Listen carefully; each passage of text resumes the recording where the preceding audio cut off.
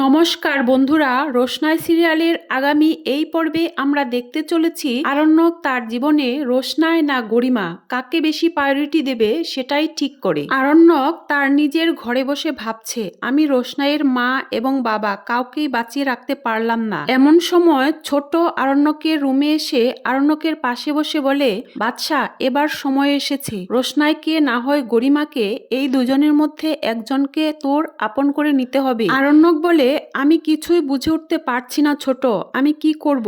দেখো গরিমা আমার স্ত্রী, ওর প্রতি আমার দায়িত্ব কর্তব্য আছে, আর এটাও ঠিক আমি রোশনাইকে ভালোবাসি। আরণ্যক যখন এই কথাগুলো বলছিল, গরিমা তখন আড়ালে দাঁড়িয়ে ছোট আর আরণ্যকের কথাগুলো শুনছিল। ছোট বলে, দেখ বাদশা, একজন মানুষ একসঙ্গে দুজনকে ভালোবাসতে পারে না। গরিমার সাথে তোর মায়ার সম্পর্ক, আর রোশনাইকে তুই ভালোবাসিস। আরণ্যক বলে, এটা তো ঠিক, গরিমা আমার স্ত্রী, কি করে আমি এই সম্পর্ক থেকে বেরিয়ে আসব? তাছাড়া ও তো আমার সাথে কোনো খারাপ ব্যবহার করেনি, আর ও যে আমার উপর চিৎকার চেঁচামেচি করে, সে তো একজন স্ত্রী তার স্বামীর এই আচরণে করবে। ছোট বলে, গরিমা তোর স্ত্রী হলো কি করে? না তোদের দুজনের কাগজে কলমে বিয়ে হয়েছে, না সিঁদুরদান হয়েছে, কিছুই তো হয়নি। তাছাড়া গরিমাকে কি তুই তোর স্ত্রী হিসেবে মানিস? আরণ্যক তখন গভীরভাবে চিন্তায় ডুবে যায়। তখন তার মনে পড়ে যায় রোশনাইয়ের সাথে বিয়ের সব দৃশ্য। গরিমা তখন বুঝে যায় ছোট আরণ্যককে বোঝাচ্ছে রোশনাইকে বিয়ে করার জন্য। গরিমার খুব কষ্ট হয়। কাঁদতে কাঁদতে ড্রয়িং রুমে গিয়ে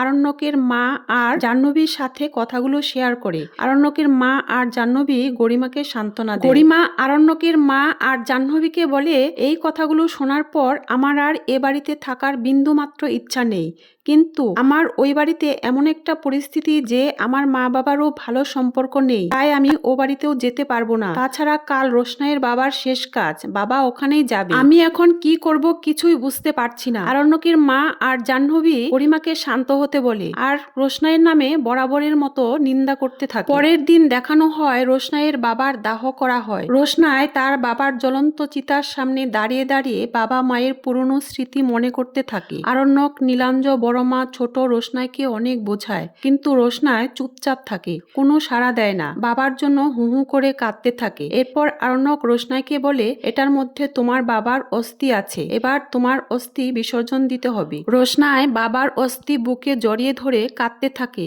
এরপর রোশনাই তার বাবার অস্থি নদীতে ভাসিয়ে দেয়, আর হাউমাউ করে কাঁদতে কাঁদতে বলে, বাবা তুমি আমাকে ছেড়ে চলে গেলে কেন?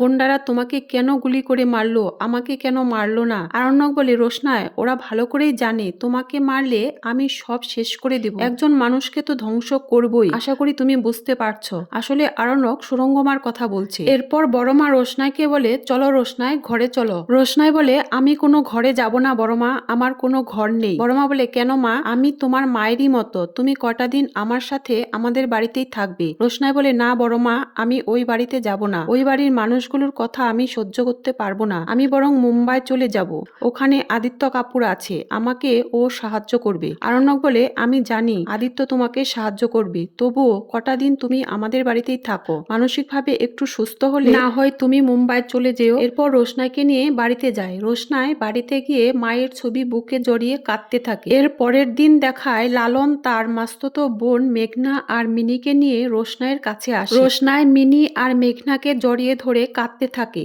আর তাদের সাথে কথা শেয়ার করে। রোশনাই কিছু খাচ্ছে না শুনে মিনি রোশনাইকে এমন ভাবে জোর করে যে রোশনাই প্রথমে না খেতে চাইলেও মিনির কথা আর ফেলতে পারে না, পরে কিছু খেয়ে নেয়। ওদিকে ঠাম্মি আরণ্যককে বলে, দাদু ভাই তুমি গরিমাকে আর কত কষ্ট দেবে বলো তো? আরণ্যক বলে, আমি গরিমাকে কোনো কষ্ট দেইনি ঠাম্মি, ও যদি কষ্ট মনে করে তাহলে এ বাড়ি থেকে চলে যেতে পারে। গরিমা বলে, আরণ্যক তুমি আমার সাথে আর কত খারাপ ব্যবহার করবে বলো তো? রোশনাই বলে, গরিমা দিদি, আমার বাবার কাজটা হয়ে গেলে আমি এ বাড়ি থেকে চলে যাব, আমাকে আর 2 দিন সময় দাও। আরণ্যকের মা মনে মনে ভাবতে থাকে, তুমি আদৌ যাবে কিনা জানি না, তবে জাহ্নবী তোমাকে এ বাড়ি থেকে তাড়ানোর জন্য দারুণ একটা প্ল্যান করেছে। এই বলে জাহ্নবীর দিকে তাকায়। জাহ্নবীর চোখের ইশারায় আরণ্যকের মাকে আশ্বস্ত করে। এরপরে দেখায় আরণ্যক রোশনাইয়ের ঘরে গিয়ে রোশনাইকে বলে, ঠাম্মি তোমার বাবার কাজটা এ বাড়িতে হতে দেবে না, কিন্তু আমরা অনেকেই চাই তোমার বাবার কাজ এ বাড়িতেই হোক। রোশনাই বলে, স্যারজি, আমার বাবার কাজের জন্য আমি এ বাড়ির কারো মনে